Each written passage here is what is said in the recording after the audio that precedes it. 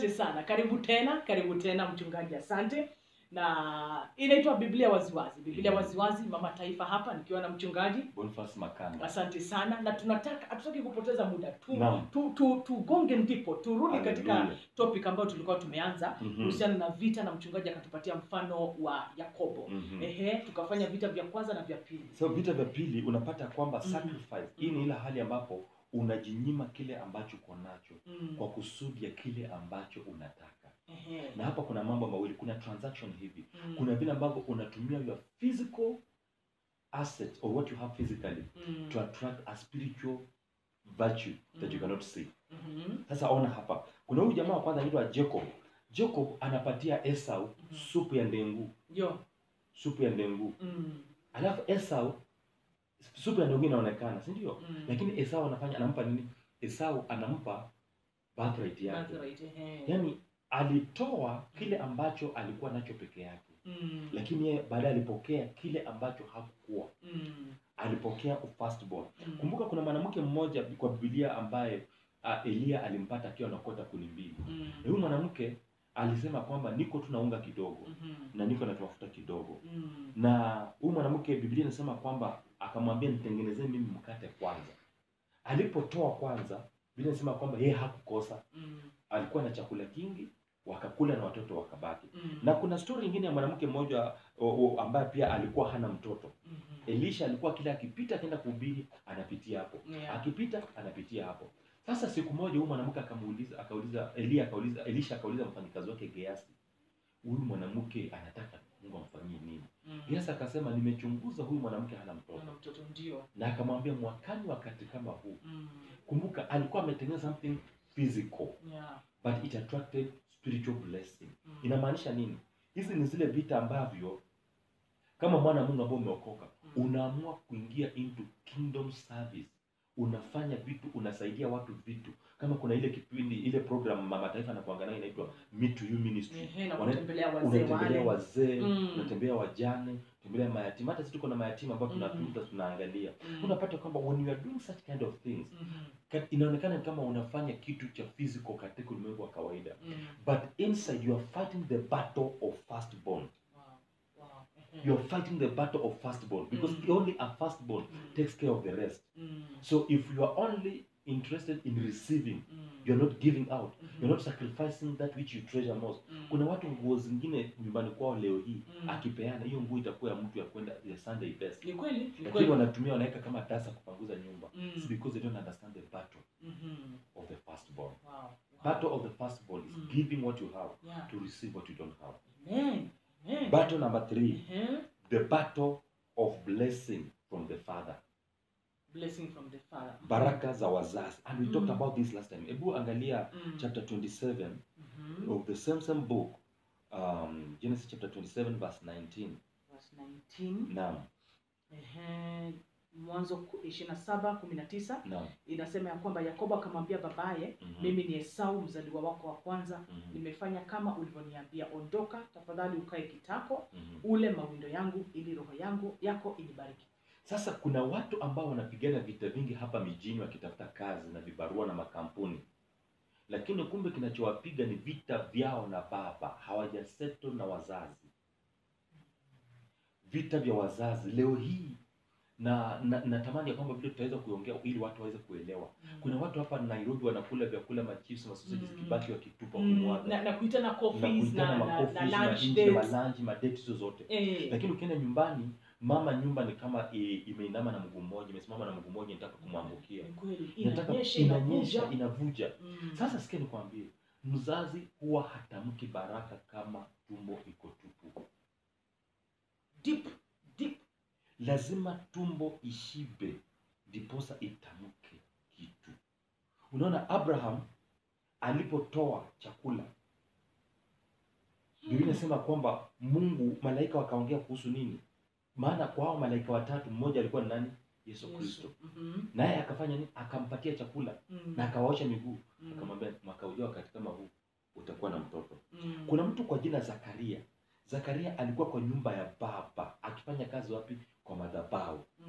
Na akiwa anafanya kazi kwa madhabahu, kwa kazi ya baba, Biblia inasema kwamba akaona malaika upande wa kulia na akamwambia Zakaria, utapata mtoto.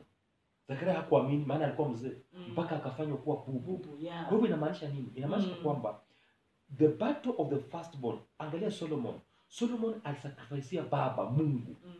Ng'ombe ngapi? 1000. Mpaka Mungu hangojea Sulemani amalize ama aitishe. Mungu alishukisha utukufu wake, akajaza moshi ndani ya nyumba mpaka Solomon akashindwa cha kufanya. Kwa hivyo kabla hujaanza kubomoa mapepo mengine na kuvunja madhabahu mengine na ngome zingine, deal na vita za baba za wazazi, umalizane nazo. Na kuna wengine leo hii vita za baba ambazo zinawatesa na wazazi wa kiroho. Kuna wengine wazazi wa kiroho waliwasaidia wakawalea. Kuna makanisa mengine hata wachungaji wana train, hata wanakupeleka training college, wanakupeleka, tumepeleka wengi sana.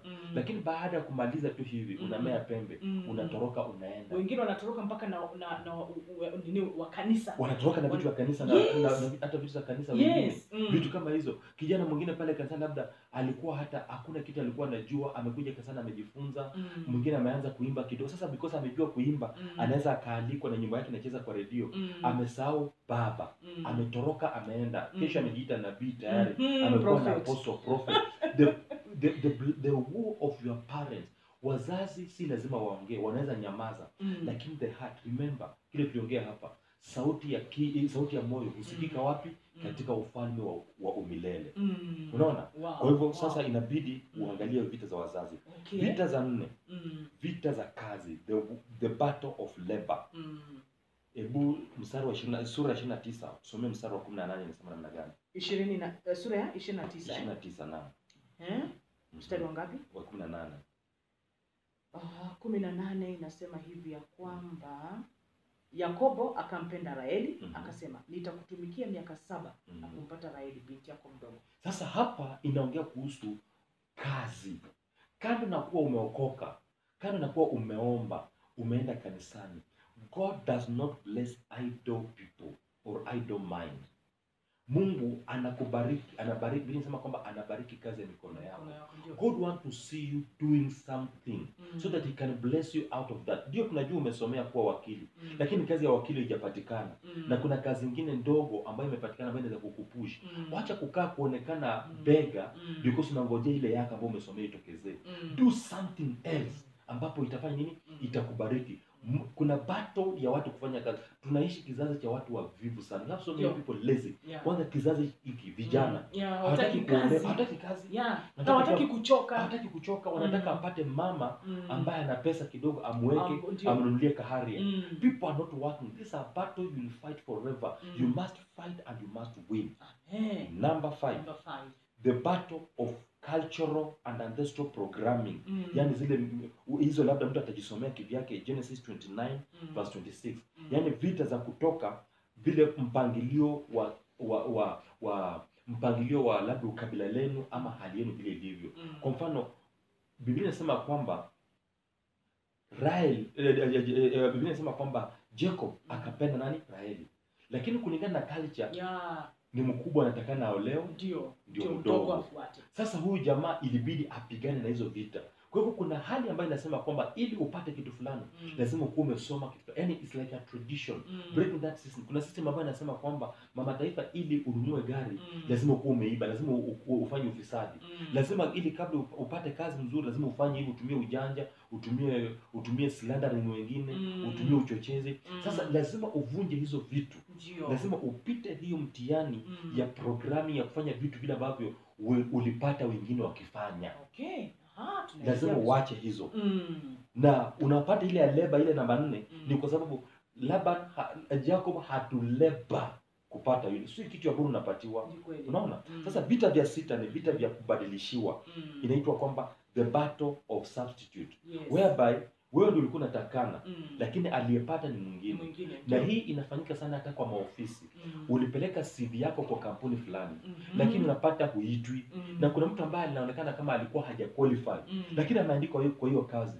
Kuna uwezekano makatasi ya juu ya mtu mwingine ilitolewa majina wakachukua ya mwingine wakaattach na akapatiwa. You must fight that any place that your life has been substituted ikuwe restored in Jesus name. Wonderful. The last but not least, number 7. Number 7, the war of changing of your name.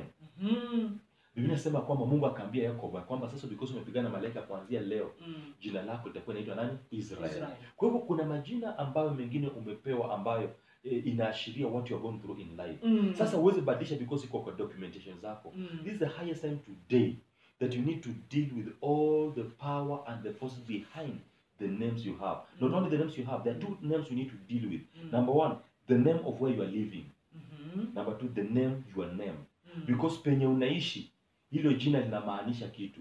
Na kama hilo jina, kwa mfano mahali mimi nimezaliwa, jina la hapo linamaanisha watu ambao ulichukua shamba kwa kimabavu, ulinyang'anya wengine shamba kimabavu. So those people cried. And unless you are able to deal with that, utapata kwamba utakuwa unapigana lakini bado kuna kilio kwa watu, maana umekaa mahali pao. Na hiyo jina mtu amekuita jina lingine ambalo hujui umetoka wapi. You must deal with that name so that you can be able to live a life free life. Subscribe kwa YouTube channel zetu, yako mchungaji Boniface Makanda, yangu mama taifa Eva Mwalili. Hii ni Biblia Waziwazi.